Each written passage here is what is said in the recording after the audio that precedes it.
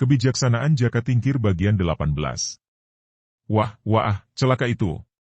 Jaka Tingkir dan Kiwila memandang ke kanan dan mereka melihat segerombolan buaya yang hanya kelihatan sebagian moncongnya di permukaan air, berenang berbondong-bondong seperti barisan dalam jumlah belasan, bahkan puluhan ekor. Buaya-buaya ini berenang ke arah tempat itu dengan cepat sekali. Paman Wuragil, Kakang Wila, bantulah dari atas getek, seru Jaka Tingkir sambil tanpa rasa ragu lagi meloncat ke dalam air lalu berenang mengejar Mas Manca. Pada saat itu, Mas Manca sudah berhasil mendapatkan tubuh gadis yang tenggelam tadi, memeluk lalu mengempit gadis itu dengan tangan kiri, menarik tubuh gadis yang pingsan itu ke atas permukaan air. Betapa kagetnya ketika ia melihat moncong buaya terbuka lebar datang menyerangnya, siap untuk mencaplok. Berdebah!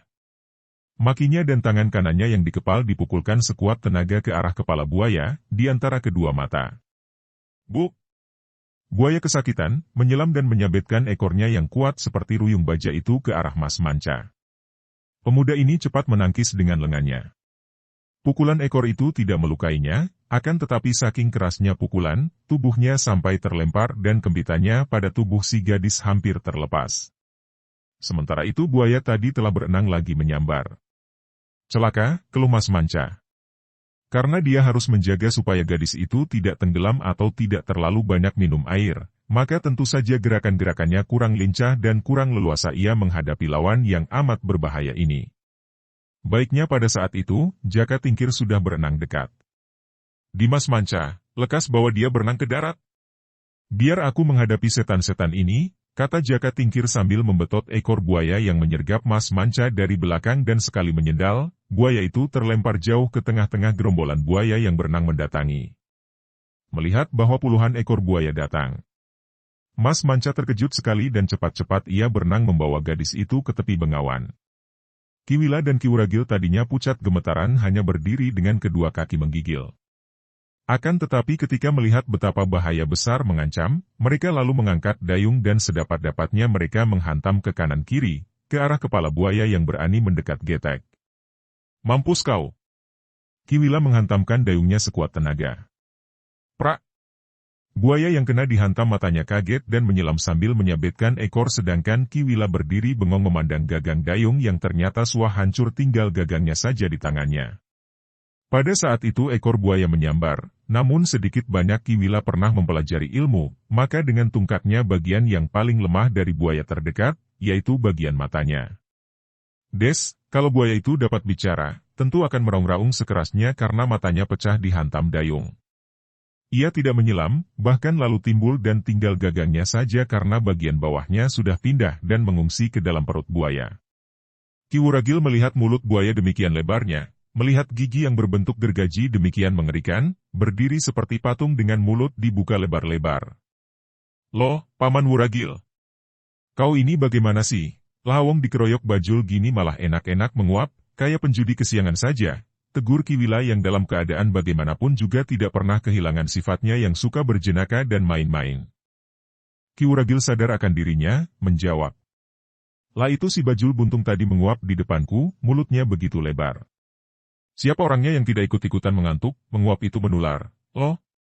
Selagi dua orang ini bergurau, tiba-tiba getek itu tergetar dan melambung ke atas, rupanya diseruduk dari bawah oleh buaya-buaya itu. Dua orang itu tentu saja kaget setengah mati, sampai meloncat ke atas. Ada lindu, gempa bumi. Lindu. Kiwila berteriak-teriak setelah ia dapat turun lagi di atas getek. Tolol. Masa di atas air ada lindu, itu kepala bajul buntung. Hayo colok matanya dengan bambu.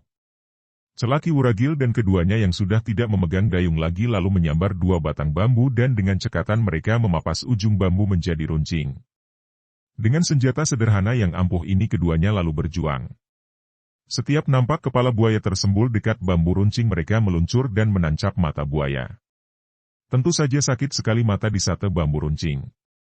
Buaya-buaya itu marah dan makin seringlah getek itu terlempar-lempar ke atas membuat dua orang itu berloncatan dan menjaga keseimbangan badan agar tidak terlempar ke dalam air.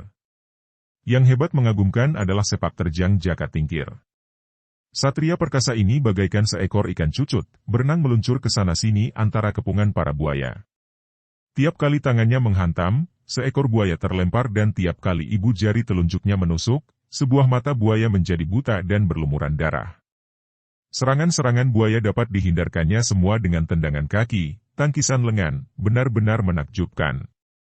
Betapapun dia seorang manusia yang biasa hidup di darat maka menghadapi keroyokan buaya-buaya yang amat lincah kalau bergerak dalam air, lama-kelamaan Jaka Tingkir merasa lelah.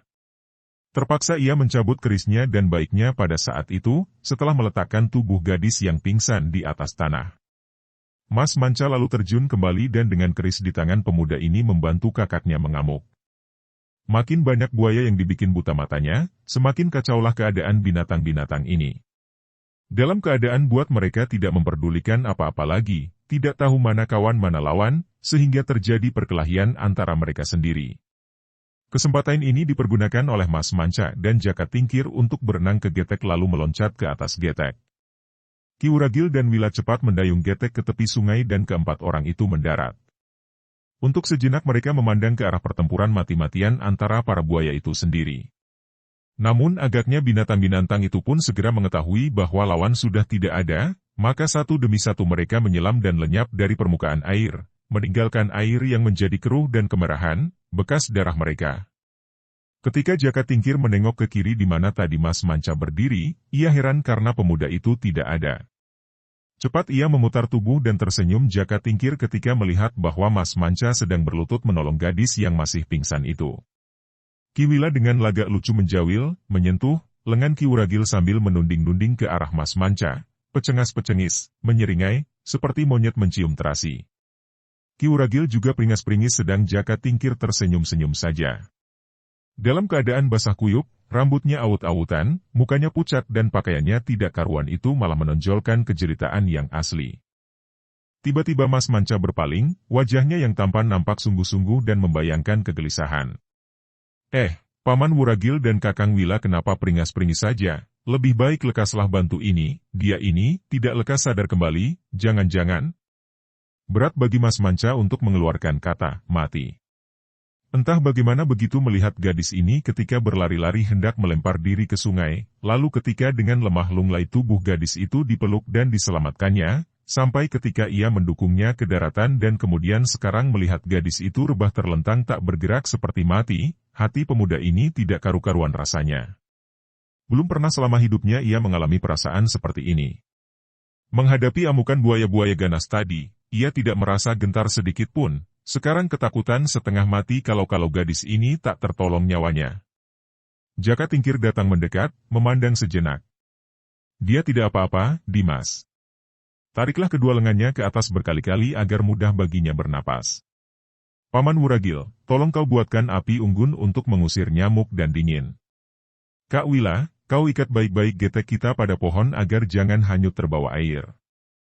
Jaka Tingkir lalu pergi hendak mencari makanan, buah-buahan pisang atau apa saja yang dapat dimakan karena bekal mereka tadi sudah hanyut semua di air ketika getek dibuat main bal oleh para bajul. Setelah melakukan petunjuk Jaka Tingkir akhirnya dengan hati lega Mas Manca melihat gadis itu menarik napas panjang, mengeluh dengan suara sayu lalu membuka matanya. Mula-mula ia seperti dalam keadaan nanar, kemudian setelah pandang matanya terang, ia nampak bingung. Pada saat memandang ke arah wajah Mas Manca yang duduk di dekatnya, ia tampak kaget sekali dan tiba-tiba tubuh yang tadinya lemas itu dengan cekatan bergerak anggun.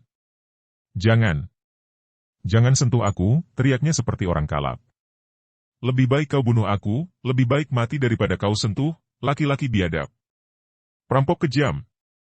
Mas Manca memandang bingung lalu tersenyum. Bocah ayu, jangan kau takut. Aku bukan perampok dan aku takkan menyentuhmu, di luar kehendakmu. Gadis itu tiba-tiba bangkit berdiri dan plak-plak tahu-tahu dua kali tangannya menampar pipi Mas Manca. Karuan saja yang ditampar menjadi bengong dan bangkit berdiri dengan bingung, tak tahu harus berbuat apa. Manusia iblis! Kau kira akan dapat merayuku dengan mukamu yang bagus, dengan omonganmu yang manis, kau perampok jahanam, kau menculikku. Hayo pulangkan aku ke desaku atau bunuh saja aku. Ia lalu menjatuhkan diri lagi di atas tanah, mendeprok lalu menangis terisak-isak. Terdengar orang tertawa.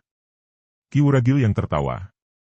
Dia sedang membuat api unggun dan dia melihat kejadian ini.